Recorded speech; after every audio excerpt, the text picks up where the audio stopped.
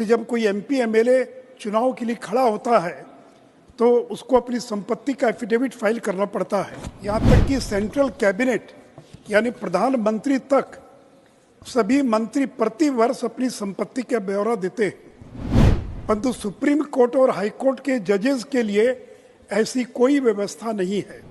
सभापति महोदय, अगर मंत्री एमपी मंत्री आईएएस के समान जजेस के लिए भी एसेट डिक्लेरेशन की व्यवस्था होनी चाहिए। Supreme court and high courts महोदय, ऑल इंडिया सर्विसेज यथा आईएएस, आईपीएस, आईएफएस और सेंट्रल सिविल सर्विसेज यानी under secretary, deputy secretary, director को ज्वाइनिंग के समय और फिर प्रत्येक वर्ष अपनी संपत्ति का अनिवार्य रूप से ब्यौरा देना पड़ता है।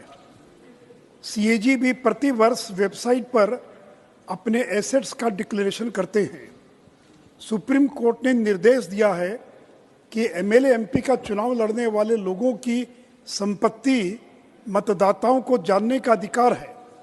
कि जब कोई एमपी एमएलए चुनाव के लिए खड़ा होता है तो उसको अपनी संपत्ति का एफिडेविट फाइल करना पड़ता है और एमपी बनने के बाद 90 दिनों के भीतर और फिर प्रत्येक वर्ष 30 जून तक सभी एमपीज को संपत्ति का ब्यौरा देना होता है।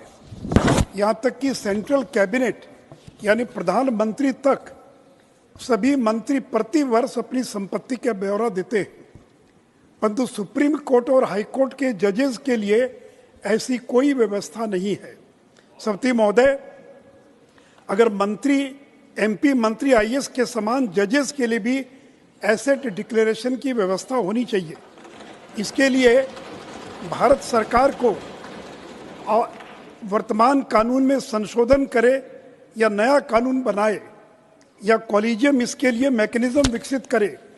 सभापति महोदय, anybody holding public office and drawing salary from exchequer should compulsorily declare annual details of their properties irrespective of the position that person holds।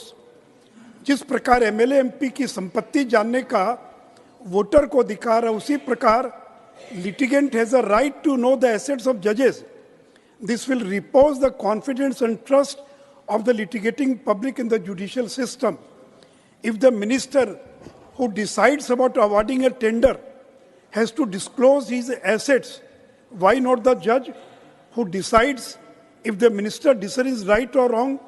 Both are public authorities discharging public function। सभापति महोदय, मैं सदन को भी बताना चाहूँगा कि supreme court के फुल बेंच ने 7 मई 1997 को ये निर्णय लिया कि सभी जजेज अपनी प्रॉपर्टी का मैंडेटरी डिक्लेरेशन करेंगे, लेकिन बाद में उसको सुप्रीम कोर्ट के फुल बेंच ने इसको वॉलंटरी कर दिया। और आज ही सुबह मैं सुप्रीम कोर्ट की वेबसाइट पर गया, 2018 के बाद उसको अपडेट नहीं किया गया क्योंकि वॉलंटरी है और केवल 55 जजेस की संपत्ति का ब्यौरा वेबसाइट पर उपलब्ध है। सुप्रीम कोर्ट की वेबसाइट पर जाकर देख सकते हैं और केवल 5 हाई कोर्ट की वेबसाइट पर सूचना है और वो भी कुछ ही जजेस की है। और इसलिए मैं सरकार से आग्रह करता हूं कि इसकी धन्यवाद माननीय सुशील कुमार मोदी जी। जो भी माननीय सदस्य एसोसिएट करना चाहते हैं, काइंडली सेंड योर नेम्स।